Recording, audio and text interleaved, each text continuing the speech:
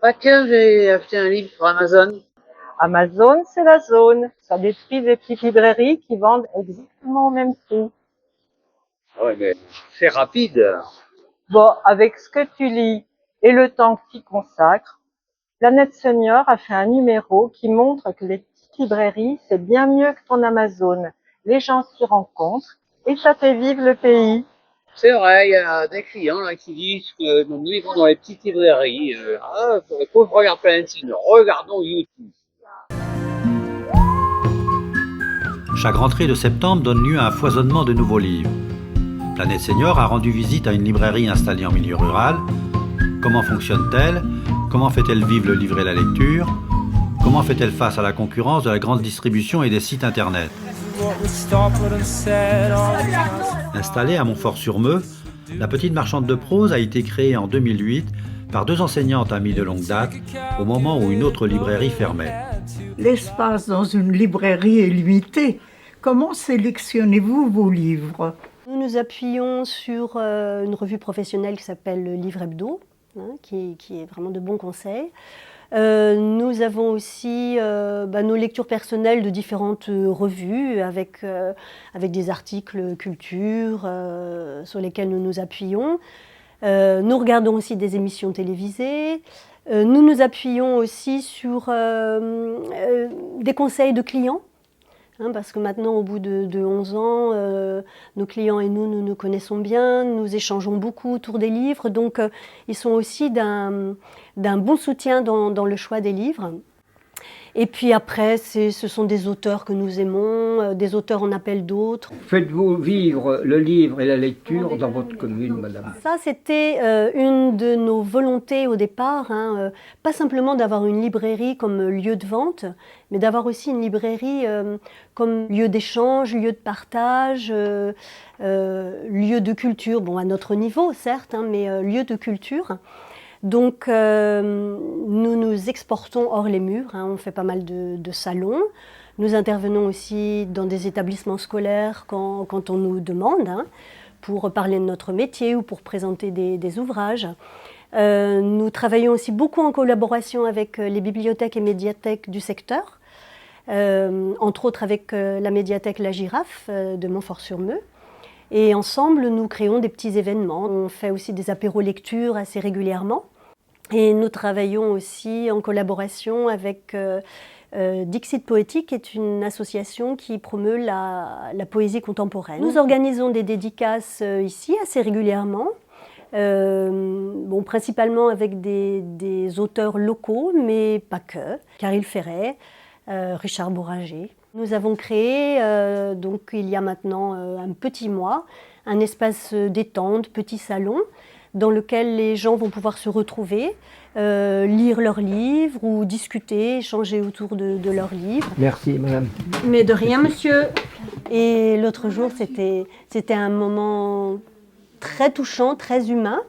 Deux dames qui ont d'ailleurs votre âge, un petit peu plus de 90 ans, viennent maintenant régulièrement se rencontrer autour d'un petit jus de fruits et papoter. Elles étaient là toutes les deux. Une de leurs amies est venue les rejoindre. Donc elles étaient trois grand-mères et elles ont fait connaissance avec un de nos clients, Patrick, qui se propose de venir faire des massages dans le petit coin détente. Et samedi dernier, une association de Montfort est venue faire sa réunion dans notre espace détente. Donc il y avait une quinzaine de personnes. Donc c'est un lieu de vie. C'était un de mes rêves quand j'étais jeune d'ouvrir une librairie salon de thé, figurez-vous. Je pense qu'il faut vraiment faire notre métier le plus sereinement et le plus consciencieusement possible en conseillant nos clients. Nos clients viennent pour ça, viennent pour le conseil, viennent pour les échanges. Et je ne pense pas que ces conseils soient forcément donnés, prodigués dans les grandes surfaces. Ne tirez pas sur l'oiseau moqueur.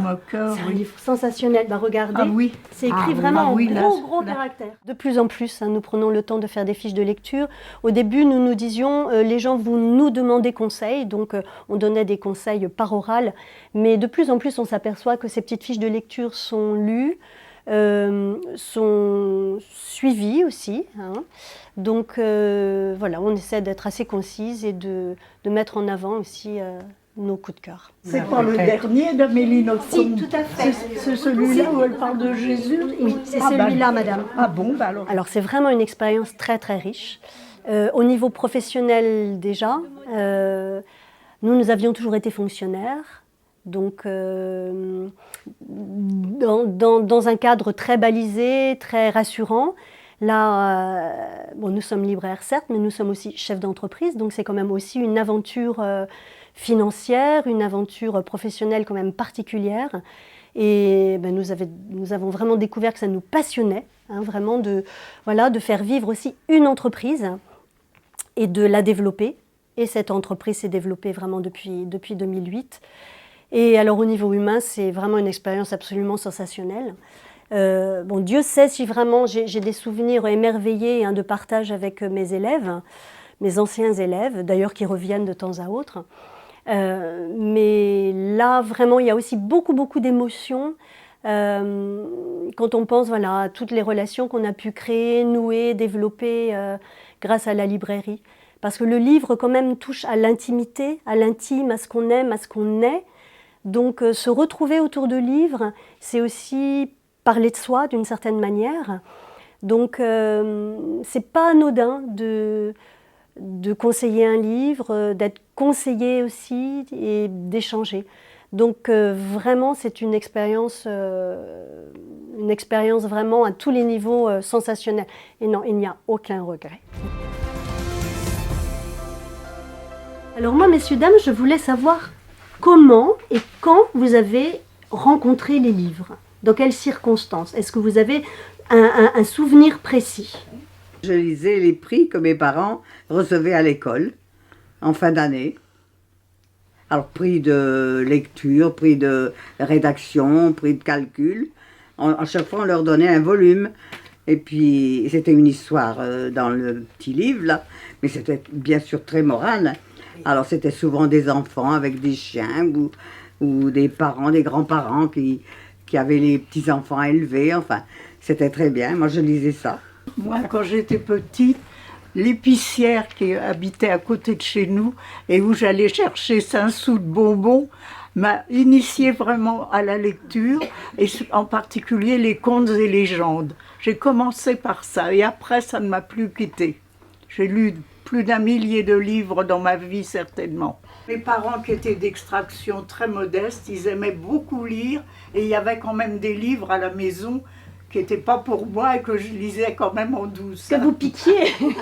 Par exemple, Par exemple, des histoires bizarres de curés ou de je ne sais pas quoi. Je ne me rappelle plus très bien, mais je sais que c'était limite.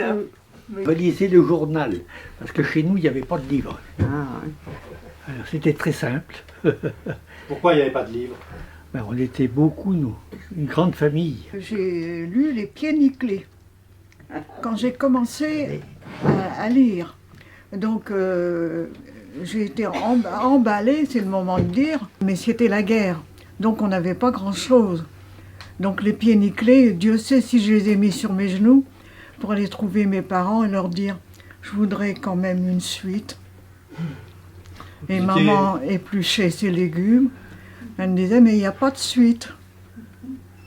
Et je restais avec mon livre sur les genoux. Je me souviens, c'est un ancien prisonnier, je peux le dire, il n'est plus de ce monde, mais enfin, il m'a fait plaisir et il m'a apporté un livre qu'il avait acheté à Paris. Et donc, Les Pieds nickelés. Et après, j'ai continué par des livres, je chinais des livres partout. J'ai appris vraiment à lire à la retraite. Et j'en ai lu des livres policiers. Écoutez, j'étais toute seule sous un rosier. Je n'allais pas me coucher avant que le livre était fini. Et je passais des journées à lire. Je n'ai pas lu avant parce que nous étions une grande famille dans une ferme. On n'avait pas de livre à lire. Chez nous, enfants, il n'y avait pas de livre à la maison, malheureusement. Après, on n'a pas pris le temps. on ne lisait plus, on n'a pas pris le temps, c'est en retraite, moi aussi, que vraiment, j'ai vraiment passé mon temps à lire, oui. J'ai commencé à lire quand j'ai eu ma dépression, quand j'ai quitté l'Allemagne. C'était un échappatoire et j'aimais beaucoup lire le jour et la nuit, comme je ne dormais pas. Je suis restée quand même 40 ans en Allemagne et c'est quand j'ai quitté l'Allemagne que j'ai fait ma dépression. Il y avait mon divorce aussi et là j'ai aimé la lecture. Est-ce qu'au cours de votre vie de lecteur, vous avez rencontré des obstacles?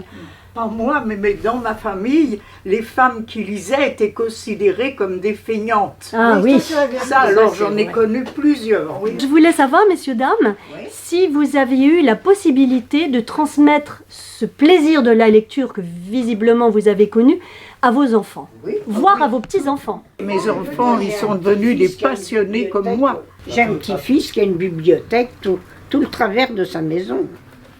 Et il n'arrête pas de lire.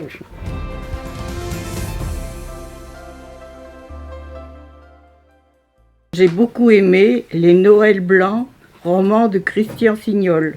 Au cœur des passions humaines, une flamboyante saga qui traverse le siècle. Les moussoirs rouges de Cholet, que j'ai gardés en mémoire.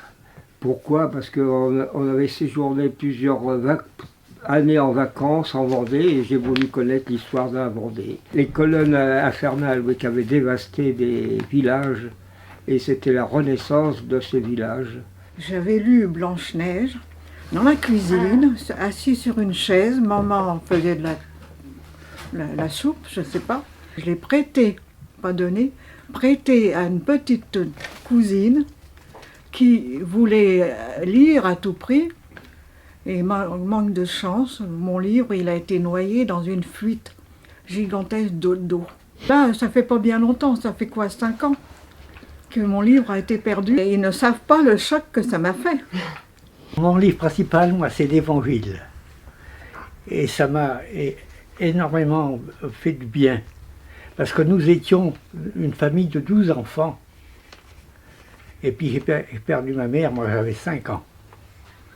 Alors à la maison, c'était pas triste. Hein. Ça m'a stabilisé. Parce que je vous assure que j'étais un gamin, mais c'était pas clair. Le livre qui m'a passionné cet été, moi, c'est un livre de Ken Follett, La colonne de feu. Alors c'est les guerres de religion entre protestants et catholiques. C'est très dur d'un côté, mais il y a de l'amour aussi, comme dans tous les romans. La mousson d'un écrivain américain, Louis Bromfield. C'est l'histoire d'un petit État des Indes anglaises où il y a des clans à la fois des Anglais et puis des indigènes. Et tous ces gens-là, tout ce kaléidoscope de personnages se catapultent. Et c'était quand même un roman passionnant. Une fois que j'ai mis le nez dedans, je ne pouvais plus m'arrêter.